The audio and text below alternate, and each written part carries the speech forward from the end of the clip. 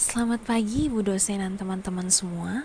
Nama saya Putri Ariel Aritu dan teman saya Keren Sirihi, Yohanes Ratu, Nanda Rida Paokuma, dan Husnul Khotimah. Kami di sini akan mempresentasikan materi mengenai terapi Gestalt. Untuk itu kami mohon perhatiannya dan selamat menyaksikan presentasi kami. Baik, jadi di sini saya akan menjelaskan mengenai terapi Gestalt. Nah, menurut Chaplin, dalam kamus lengkap psikologi, terapi Gestalt adalah psikoterapi yang menekankan pada prinsip-prinsip psikologi Gestalt. Yang mana psikologi Gestalt itu adalah aliran atau posisi sistematis dalam bidang psikologi yang dengan dampak adanya penentuan bahwa pokok persoalan yang sejati adalah tingkah laku dan pengalaman sebagai kesatuan yang totalitas. Nah, psikologi Gestalt ini awalnya dibentuk oleh Frederick Fritz Perls dan istrinya Laura Perls. Dan awalnya muncul karena ketidakpuasan mereka terhadap aliran strukturalis dan atau aliran struktural oleh Wundt. Jadi psikologi Gestalt ini tujuannya adalah menyelidiki organisasi aktivitas mental dan mengetahui secara tepat karakteristik manusia dan lingkungan, karena psikologi Gestalt ini didasari oleh filsafat eksistensialisme dan fenomenologi. Nah, pada tahun 1930, gerakan aliran Gestalt ini berhasil mempengaruhi dan mendominasi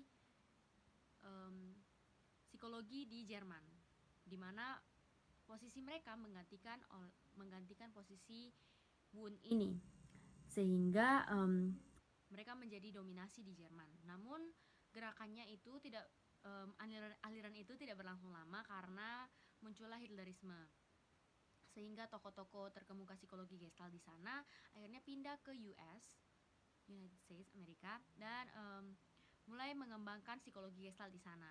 Namun pengembangan psikologi Gestalt di Amerika tidak berlangsung lama karena aliran ini tidak berhasil mendominasi sama seperti di Jerman, namun cuman sedikit memberi pengaruh terhadap aliran kognitif dan humanisme. Kemudian pada tahun 1950 aliran Gestalt ini mulai menyebar dan mulai berkembang sehingga matang pada tahun 1980-an, dan setelah itu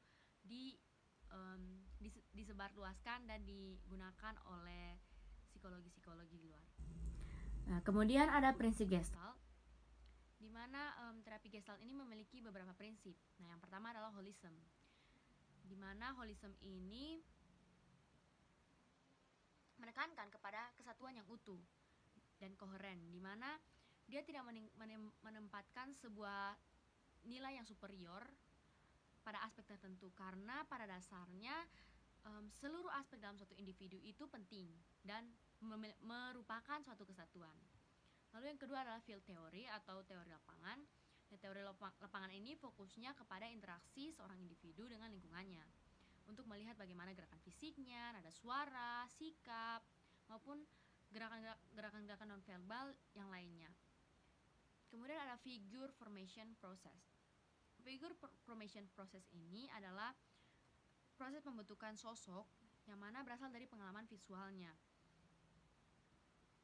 dan mengatur pengalamannya dari waktu ke waktu untuk menjadi titik fokus, karena beberapa aspek dalam bidang lingkungan itu berdasarkan latar belakangnya. Jadi dia itu muncul dari latar belakang seorang individu.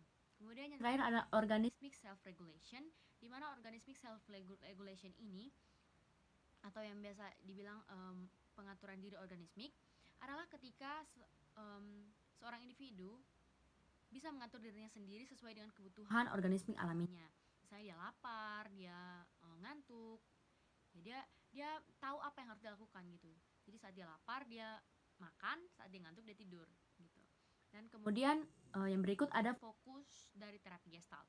Nah, fokus dari terapi Gestalt ini yang pertama adalah introjection atau introjeksi, di mana introjeksi adalah mekanisme pertahanan diri di mana seorang individu cenderung untuk percaya nilai-nilai dari luar. Jadi dia tuh mengambil nilai-nilai dari luar, lalu dia tidak sadar dia melakukan nilai-nilai itu. Jadi dia mengambil nilai-nilai dari luar dan dia menerapkan dalam kehidupannya gitu. Kemudian ada projection atau proyeksi ya. Proyeksi itu adalah kebalikan dari introyeksi, dimana kalau introyeksi kan dia mengambil nilainya dari luar, sementara proyeksi individu itu menolak nilai-nilai dari luar itu, sehingga dia dia mengalihkan emosi yang tidak diinginkannya oleh dia kepada orang lain gitu. Lalu ada retroflexion atau retrofleksi, di mana retrofleksi itu adalah kondisi yang melibatkan cukup banyak kecemasan yang didasarkan pada pengalaman yang biasanya menimbulkan depresi. Jadi di pengalamannya itu menimbulkan depresi sehingga menyebabkan retrofleksi ini. Jadi seorang individu itu cenderung menahan diri untuk tidak melakukan sesuatu karena dia tuh trauma gitu, dia takut dipermalukan atau muncul rasa bersalah atau kesal, sehingga dia lebih baik dia mengurung diri untuk tidak melakukan itu. Lalu berikut ada deflection atau defleksi. Defleksi adalah salah satu bentuk pertahanan diri di mana sebuah pikiran dialihkan atau diselewengkan dari kesadaran sehingga mengakibatkan penipisan emosional. Yang terakhir ada confluence atau pertemuan. Nah, pertemuan adalah salah satu proses untuk berinteraksi dengan klien yang memiliki kebutuhan yang tinggi untuk diterima dan disukai, sehingga klien-klien ini dengan nyaman untuk ikut terlibat bercerita kepada terapisnya, sehingga pertemuan dalam hubungan terapis ini biasanya tidak melibatkan adanya konflik gitu. Sekian dari saya akan dilanjutkan oleh teman saya. Terima kasih. Baik, saya akan menjelaskan mengenai proses terapi Gestalt. Yang pertama itu ada tujuan terapi. Tujuan dasar terapi Gestalt itu adalah memperoleh kesadaran. Kesadaran mengenai lingkungannya, tentang pribadinya, bagaimana dia dapat menerima orang dan mampu menjalin hubungan. Nah, dalam proses terapi Gestalt, klien itu diharapkan dapat menuju peningkatan kesadaran diri sendiri. Dia juga dapat mengambil hikmah dari pengalaman, mengembangkan kemampuan dan memperoleh kemampuan, terus menjadi lebih sadar akan semua indera yang mereka nilai untuk memenuhi kebutuhan mereka tanpa harus mengelanggar hak orang lain. Mereka juga diharapkan dapat belajar menerima tanggung jawab dan menerima konsekuensi dari tindakan mereka. Selain juga mereka diharapkan mampu meminta dan mendapatkan bantuan dari orang lain serta mampu memberi kepada orang lain. Selanjutnya ada fungsi dan peran terapis. Tugas terapis Gestalt itu membantu klien untuk mengembangkan kesadarannya dan mengalami bagaimana mereka berada dalam suatu keadaan saat ini, gitu. Keadaan di present, keadaan yang sekarang, gitu. Jadi bukan di masa lalu atau bukan di masa depan. Jadi pekerjaan pelaku terapi ini adalah mengajak klien pada suasana pertemanan yang aktif di mana mereka bisa belajar tentang dirinya sendiri dengan cara mengadopsi perilaku yang sudah diujikan dalam kehidupan mereka. Jadi mereka bakal menguji coba perilaku yang baru dan memperhatikan apa yang terjadi gitu. Terapis Gestalt ini memberikan perhatian pada bahasa tubuh klien gitu. Jadi selain menarik perhatian pada bahasa nonverbal klien, terapis Gestalt juga menekankan pada hubungan antara pola bahasa dan kepribadian. Jadi kan kalau dalam seseorang berbicara itu kan nada-nada bahasanya, penggunaan katanya itu benar-benar dapat punya makna gitu kan, punya makna. Jadi kayak misalnya oh nadanya tinggi, oh ini kenapa gitu, nadanya rendah, ini kenapa gitu. Jadi pola bicara klien ini seringkali merupakan ekspresi dari pikiran, perasaan, dan sikap mereka gitu. Jadi pendekatan Gestalt itu berfokus pada kebiasaan berbicara terbuka sebagai cara untuk meningkatkan kesadaran klien terhadap diri mereka sendiri, terutama dengan meminta mereka untuk memperhatikan kata-kata mereka yang sesuai dengan apa yang mereka alami atau malah menjauhkan mereka dari emosi mereka gitu. Jadi bahasa itu kan dapat mendeskripsikan dan menyembunyikan. Jadi dengan berfokus pada bahasa, klien dapat meningkatkan kesadaran mereka tentang apa yang mereka alami saat ini. Jadi ada beberapa contoh tentang aspek-aspek bahasa yang terapis Gestalt itu akan fokus pada hal itu. Yang pertama itu ada e-talk atau itu. Jadi saat klien bilang it daripada I atau bilang itu daripada saya, mereka menggunakan bahasa depersonalisasi gitu. Jadi konselor ini atau terapis Gestalt ini mungkin akan meminta bukan mungkin ya, harus meminta mereka untuk substitusi personal pronouns untuk impersonal ones. Jadi mereka dapat merasakan bahwa mereka punya tanggung jawab terhadap sesuatu gitu. Jadi maksudnya gini, jadi kan kalau dia bilang oh itu berarti bukan dia dong, dia tidak merasa bahwa dia melakukan itu. Dia bilang misalnya oh it's difficult to make friends, itu sulit untuk dapat teman gitu. Padahal sebenarnya cuma dia nih yang merasakan bahwa susahnya, misalnya cuma dia nih yang merasakan bahwa susahnya cari teman gitu. Jadi daripada omong atau omong bilang oh susah ya cari teman gitu, maksudnya itu susah ya cari teman, daripada omong gitu mending dia ngomongnya saya mempunyai kesusahan untuk mempunyai teman, mencari teman gitu, make friends. Jadi daripada bilang it's difficult to make friends, seharusnya dia bilang I have trouble making friends gitu. Jadi dia merasa bahwa oh ternyata saya harus sadar tentang ternyata saya yang punya masalah gitu. Saya yang punya masalah dalam making friends. Selanjutnya ada you talk atau kamu, kata kamu. Jadi terapis itu bakal minta kalau misalnya kayak dalam hal-hal yang sebenarnya personal tapi kliennya menggunakan kata kamu atau ya kata kamu, maka si konselor ini bakal minta dia untuk menggantinya dengan kata saya atau I gitu. Selanjutnya itu ada questions atau pertanyaan. Nah, dari pertanyaan-pertanyaan tersebut, klien itu terapis gestalt itu bakal minta kliennya untuk bereksperimen nih, mencoba gimana kalau kamu mengganti pertanyaan menjadi pernyataan, questions into statements gitu.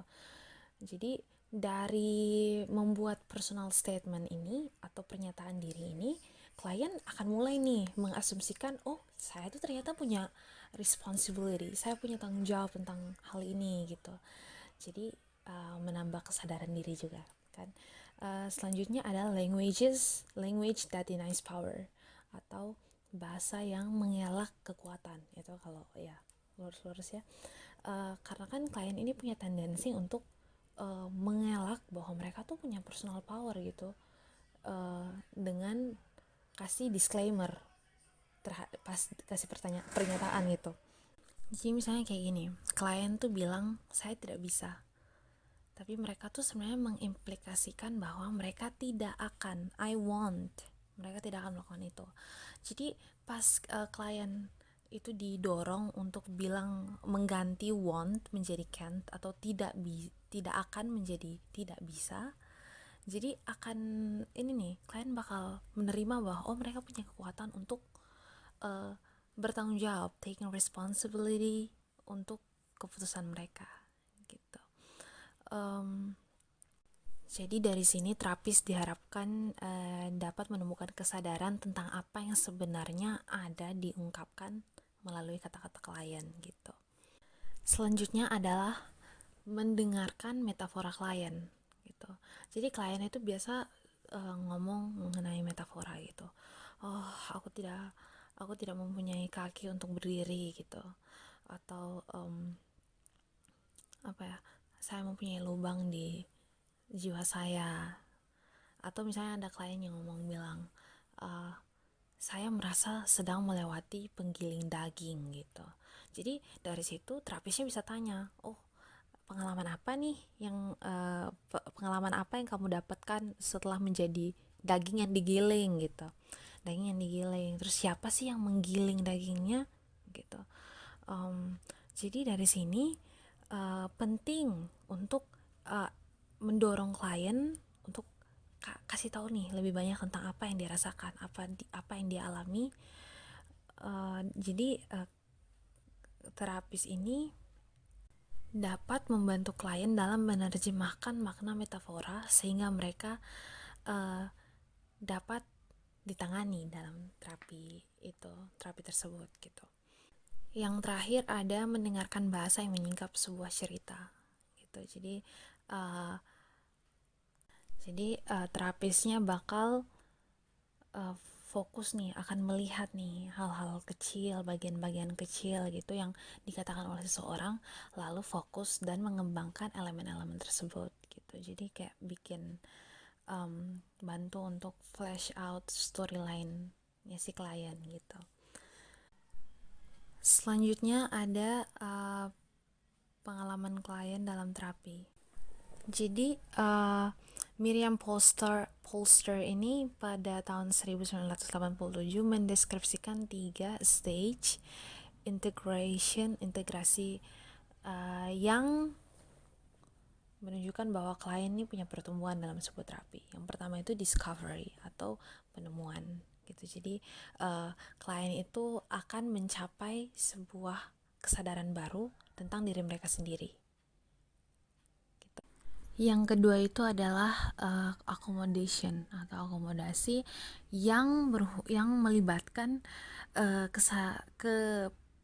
kesadaran klien bahwa mereka nih ternyata punya pilihan gitu. Jadi klien bakal mencoba pengalaman baru, mencoba perilaku baru di lingkungan suportif yang dapat membantu mereka untuk menambah kesadaran mereka tentang dunia.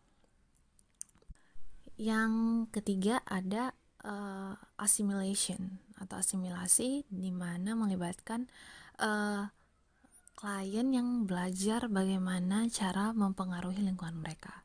Jadi dalam fase ini klien itu bakal merasa bahwa dia tuh capable atau mampu untuk dealing dengan surprise atau kejutan-kejutan yang mereka temukan di kehidupan sehari-hari gitu. Jadi klien dapat merasa lebih dapat menerima lingkungan mereka gitu.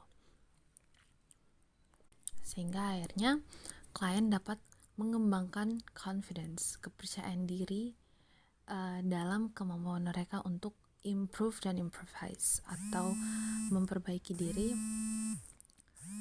dan berimprovisasi. Nah, improvisasi ini adalah bukti bahwa klien ini menjadi percaya diri mengenai pengetahuan dan kemampuan mereka. Selanjutnya ada hubungan antara terapis dan klien gitu. Jadi terapis ini bukan hanya membiarkan klien mereka untuk menjadi diri mereka sendiri, tapi terapis gestalt juga harus mempertahankan diri mereka gitu. Jadi mereka tidak lost atau jadi hilang arah dalam peran mereka sebagai seorang terapis gitu. Terapis ini harus bertemu klien dengan reaksi yang jujur dan segera gitu. Jadi terapis juga berbagi pengalaman dan cerita pribadi dengan mereka dengan cara yang relevan dan sesuai. Selanjutnya ketika terapis memberikan tanggapan juga memungkinkan klien untuk mengembangkan kesadaran tentang apa yang sebenarnya mereka lakukan gitu. Selanjutnya atau yang terakhir ada percobaan dalam terapi gestalt. Nah, percobaan dalam terapi gestalt ini menurut Zinker itu eksperimen sangat penting untuk melihat sisi terapi sebagai serangkaian eksperimen yang merupakan jalan bagi klien untuk belajar secara eksperiensial gitu. Jadi percobaan gestalt ini merupakan petualangan kreatif dan sebuah jalan di mana klien dapat mengekspresikan perilaku mereka. Jika klien ingin menjadi otentik, mereka membutuhkan kontak dengan terapis yang otentik juga. Begitu. Baik, yang berikut teknik dan prosedur dari terapi gestalt. Itu dibagi menjadi 3. Yang pertama, persiapan klien untuk percobaan gestalt. Hakikatnya konselor itu membangun hubungan dengan klien mereka supaya klien bisa merasa cukup percaya untuk ikut serta dalam pembelajaran dalam percobaan gestalt ini. Jika klien bersifat kooperatif, maka konselor harus menghindari untuk mengarahkan klien dengan cara memerintah untuk mengakhiri sebuah uji coba. Di antara klien mungkin ada yang melakukan perlawanan secara emosional yang disebabkan karena rasa takut, kurang percaya, terlalu konsen hingga lepas kontrol, atau konsen yang lain. Cara di mana klien melakukan perlawanan ketika uji coba dilakukan menggambarkan kenyataan seperti itulah kepribadian dan cara hidup mereka. Yang berikut peran konfrontasi.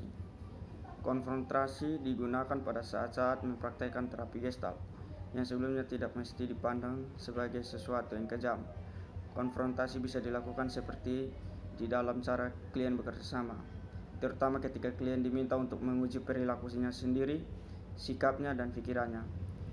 Hal yang paling penting dalam konfrontasi adalah menghargai klien. Konselor yang cukup peduli membuat tuntutan pada kliennya adalah konselor yang mengatakan bahwa akan berpengaruh jika klien dapat berhubungan secara penuh dengan dirinya sendiri dan dengan orang lain. Berikutnya, intervensi terapi Gestalt. Latihan adalah aktivitas yang direncanakan sebelumnya yang dapat digunakan untuk membangkitkan emosi, menghasilkan tindakan, atau mencapai tujuan tertentu. Eksperimen sebaliknya secara spontan dibuat agar sesuai dengan apa yang terjadi dalam proses terapi dan dapat menjadi alat yang berguna untuk membantu klien mendapatkan kesadaran yang lebih penuh, mengalami konflik internal, menyelesaikan inkonsistensi dan dikotomi, dan bekerja melalui jalan buntu yang mencegah penyelesaian bisnis yang belum selesai. Intervensi dalam terapi Gestalt. Ada beberapa intervensi dalam terapi Gestalt. Yang pertama, latihan dialog internal. Salah satu tujuan terapi Gestalt untuk memadukan fungsi dan penerimaan aspek-aspek kepribadian yang sudah ditunjukkan dan ditolak. Terapi Gestalt memberikan perhatian penuh terhadap fungsi kepribadian ganda. Yang berikut, membuat lingkaran. Merupakan ujian terapi Gestalt yang melibatkan orang di dalam kelompok untuk saling berhadapan dan saling menghampiri untuk saling berbicara dan melakukan sesuatu bersama yang lain. Berikutnya ada ujian pembalikan teori. Yang mendasari teknik pembalikan adalah bahwa klien melibatkan diri dalam sesuatu yang penuh dengan kecemasan dan menjalin hubungan dengan bagian-bagian dalam dirinya yang telah dipendam dan ditolak. Yang berikut ada ujian latihan. Seringkali kita melakukan latihan untuk diri kita secara diam-diam supaya kita bisa memperoleh sikap menerima. Latihan ini menimbulkan kesadaran bagaimana ia mencoba menemukan harapan-harapan orang lain atas dirinya, merestui, menerima, dan menyukai dirinya. Yang berikut ada ujian memperbanyak. Salah satu tujuan terapi Gestalt adalah bagi klien untuk lebih menyadari terhadap isyarat yang disampaikan melalui bahasa tubuh. Gerakan postur isyarat merupakan komunikasi yang memiliki makna. Dalam latihan ini, klien diminta untuk mempersering gerakan atau isyarat secara berulang-ulang, seperti menggerakkan tangan dan kaki. Yang berikut ada tetap berperasaan. Kebanyakan klien ingin keluar dari rasa takut dan menghindari perasaan kurang menyenangkan. Ketika keadaan klien seperti itu, maka ahli terapi harus memahami perasaannya. Ahli terapi mendorong untuk lebih mendalami perasaan yang ingin dihindari, menghadapinya, dan melawannya. Berikut ada pendekatan Gestalt terhadap kerja mimpi. Dalam psikoanalisis, mimpi bisa ditafsirkan wawasan intelektual dan hubungan bebas digunakan untuk mengeksplorasi arti mimpi yang tidak disadari. Terapi Gestalt membawa kembali mimpi pada kehidupan, menciptakan kembali, menghidupkan kembali mimpi seakan-akan mimpi itu berlangsung sekarang. Sebagian mimpi merupakan proyeksi diri. Klien diminta untuk berbicara tentang mimpinya. Yang berikut ada teknik kursi kosong. Teknik ini adalah teknik emosional yang dapat dianggap sebagai sumber yang bagus untuk mengatasi masalah konsultasi di masa lalu yang belum terselesaikan. Teknik ini digunakan sehingga cara memperkuat apa yang di pinggir kesadaran klien, mengeksplorasi polaritas, proyeksi-proyeksi, dan introyeksi dalam diri klien, serta menyelesaikan urusan-urusan yang sebelumnya belum selesai dalam kehidupan klien. Teknik ini juga memberikan kesempatan pada klien untuk menyatakan perasaan-perasaan, pikiran-pikiran, dan sikap-sikap yang sebenarnya ingin mereka ungkapkan. Yang berikut ada teknik proyeksi masa depan. Dalam proyeksi masa depan, peristiwa yang diantisipasi dibawa ke saat sekarang dan diperankan. Teknik ini sering dikaitkan dengan psikodrama, dirancang untuk membantu klien mengungkapkan dan mengklarifikasi kekhawatiran yang mereka miliki tentang masa depan. Yang berikut ada latihan gladi bersih. Seringkali kita terjebak berlatih diam-diam untuk diri kita sendiri sehingga kita akan diterima. Dalam hal pertunjukan, kita mengalami demam panggung atau kecemasan karena kita takut tidak akan memainkan peran kita dengan baik. Ketika klien berbagi latihan mereka dengan lantang, dengan terapis, mereka menjadi lebih sadar akan banyak cara persiapan yang mereka gunakan dalam memperkuat peran sosial mereka. Berikut ada latihan berlebihan. Salah satu tujuan terapi Gestalt adalah agar klien menjadi lebih sadar akan sinyal dan isyarat halus yang mereka kirimkan melalui bahasa tubuh. Gerakan postur dan gerakan tubuh mungkin mengkomunikasikan arti penting, namun isyaratnya mungkin tidak lengkap. Dalam latihan ini, orang tersebut diminta untuk membesar-besarkan gerakan isyarat berulang kali yang biasanya mengintensifikasi perasaan yang melekat pada perilaku tersebut dan memperjelas makna batinnya. Dan yang terakhir ada aplikasi untuk konseling kelompok sebagai orientasi terapi berdasarkan teori lapangan. Terapi Gestalt sangat cocok untuk konteks kelompok. Tujuan utama kelompok Gestalt adalah meningkatkan kesadaran dan pengaturan diri melalui interaksi satu sama lain dan kelompok sendiri. Terapi kelompok Gestalt memperhatikan hal-hal seperti bahasa verbal dan non-verbal, postur, suara, interaksi interpersonal, dan proses kelompok. Ketika satu anggota kelompok menjadi fokus pada pekerjaan, anggota lain dapat digunakan untuk meningkatkan pekerjaan individu. Selanjutnya akan dijelaskan oleh teman saya. Baik, selanjutnya saya akan menjelaskan terapi Gestalt dipandang dari perspektif multikultural. Nah, terapi Gestalt adalah terapi yang berpijak pada sesuatu bahwa individu-individu harus menemukan jalan hidupnya sendiri dan harus menerima tanggung jawab pribadi mereka. Salah satu kelebihan dari terapi Gestalt sendiri adalah mereka dapat disesuaikan agar sesuai dengan cara yang unik di mana seseorang individu dapat merasakan dan menafsirkan budayanya. Terapi Gestalt ini berusaha untuk mendekatkan klien secara terbuka dengan mengelompokkan nilai mereka dan tetap menerima bagaimana realitas klien berbeda dari realitas mereka. Dalam dialog dengan klien sangat penting dalam bekerja dengan individu dari budaya lain. Untuk mengembangkan identitas budaya, seseorang harus menghadiri pengaruhnya tidak hanya dalam pelatihan, tetapi juga sebagai perkembangan berkelanjutan. Terapi Gestalt sangat efektif dan membantu orang mengintegrasikan polarisasi dalam diri mereka. Banyak klien bikultural mengalami perjuangan yang berkelanjutan dalam mendamaikan apa yang tampak sebagai aspek beragam dari dua budaya tempat mereka tinggal. Metode Gestalt dapat menyebabkan perasaan intens tingkat tinggi. Fokus pada pengaruh ini sudah jelas. Keterbatasan dengan klien yang secara budaya dikondisikan untuk dilindungi secara emosi dan untuk menghindari pengungkapan perasaan secara terbuka. Seperti yang disebutkan sebelumnya, beberapa individu percaya bahwa mengungkapkan perasaan secara terbuka adalah tanda kelemahan dan tampilan kerentanan seseorang. Terapi Gestalt yang benar-benar mengintegrasikan pendekatan mereka cukup sensitif. Mereka mempertimbangkan kerangka budaya klien dan apa adanya mampu menyesuaikan metode yang kemungkinan besar akan diterima dengan baik. Mereka berusaha untuk membantu klien mengenal mereka semaksimal mungkin. Namun, mereka tidak terkait secara kaku dengan dikte, juga tidak secara rutin campur tangan setiap klien menyimpang dari masanya. Selanjutnya akan dijelaskan oleh teman saya. Baik, di sini saya akan menjelaskan tentang salah satu kontribusi dari terapi Gestalt. Salah satu kontribusi dari terapi Gestalt adalah cara yang menarik di mana masa lalu yang ditangani secara hidup dengan membawa aspek-aspek yang relevan ke masa kini. Dengan adanya terapis ini menentang klien dengan cara kreatif untuk menyadari adanya masalah yang menghalangi fungsi saat ini. Terapi Gestalt juga dapat menggerakkan klien dari pembicara ke tindakan berdasarkan pengalaman.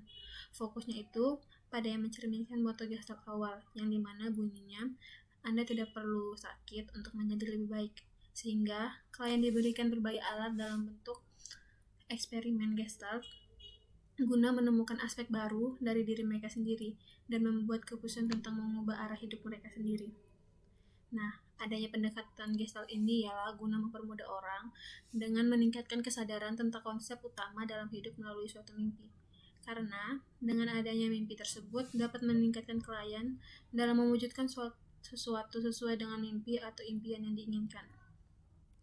Seperti yang kita ketahui, terapi Gestalt sendiri merupakan pendekatan holistik yang menghargai setiap aspek pengalaman individu secara setara. Sehingga, terapis memungkinkan proses pembentukan sosok untuk membimbing mereka. Tujuan utama dari terapis Gestalt sendiri adalah untuk meningkatkan kesadaran klien tentang apa adanya tanpa memindahkan klien kemanapun, di mana peran terapis adalah membantu klien untuk meningkatkan kesadaran yang akan memungkinkan identifikasi ulang dengan bagian diri yang darinya dia terasing. Sekian, terima kasih. Baik, di sini saya akan memberikan contoh kasus dari terapi Gestalt. Contoh kasusnya itu seperti Angel adalah seorang mahasiswa yang menganggap bahwa semua laki-laki itu tidak baik. Ia juga menganggap bahwa semua laki-laki selalu menyakiti dan bersikap kasar. Perilaku Angel ini cenderung menjauhi laki-laki. Hal tersebut membuat ibunya cemas apabila anaknya tidak bisa mendapatkan pasangan hidup pada akhirnya. Mereka pun mendatangi konselor dengan pendekatan Gestalt. Ternyata diketahui bahwa pada masa lalunya, Angel mengalami perlakuan yang buruk dari ayahnya. Sewaktu berusia sekolah dasar, Angel seringkali dipukuli serta dihardik dengan sangat kasar oleh ayahnya. Konselor Gestalt akan berusaha untuk membantu Angel merasakan apa yang terjadi saat ini. Konselor juga akan memfasilitasi Angel untuk menunjukkan situasi yang terjadi untuk saat ini. Pendekatan Gestalt tidak berorientasi pada masa lalu atau berusaha untuk mengorek perilaku orang tua yang menyebabkan Angel berperilaku menjauhi laki-laki. Sebab, jika itu dilakukan, maka Angel ini akan berusaha untuk meraih masa lalunya yang hilang, dan dia akan berpikir menjadi anak kecil. Ini adalah proses yang tidak produktif. Angel akan dibantu untuk menyadari bahwa perilakunya itu tidak produktif dan kemudian mencari perilaku-perilaku yang lebih produktif. Hingga akhirnya, klien didorong untuk langsung mengalami perjuangan di sini dan sekarang terhadap urusan yang tidak selesai pada masa lampau. Sekian, terima kasih. Kesimpulannya, terapi Gestalt adalah terapi yang sangat mementingkan interaksi dalam prakteknya. Tugas terapis Gestalt adalah untuk membantu klien dalam mengembangkan kesadarannya dan mengalami bagaimana mereka berada dalam suatu keadaan saat ini. Jadi selain menarik perhatian pada bahasa nonverbal klien, terapis Gestalt menekankan pada hubungan antara pola bahasa dan kepribadian. Pola bicara klien seringkali merupakan ekspresi dari perasaan, pikiran, dan sikap mereka. Pendekatan Gestalt berfokus pada kebiasaan berbicara secara terbuka sebagai cara untuk meningkatkan kesadaran klien tentang diri mereka sendiri. Walaupun terapi Gestalt dianggap seperti versi tradisional, terapis benar-benar menghargai interaksi dan dialog, maka klien di sini dapat mengklarifikasikan pikirannya, keyakinan, dan memberi makna atau nilai pada setiap pengalaman. Baik, sekian dari presentasi kelompok kami mengenai materi terapi Gestalt. Bagi teman-teman yang punya pertanyaan, silakan komen di kolom komentar. Ya, ketik pertanyaannya di kolom komentar dan kita akan melanjutkan diskusi kita di Zoom nanti. Terima kasih.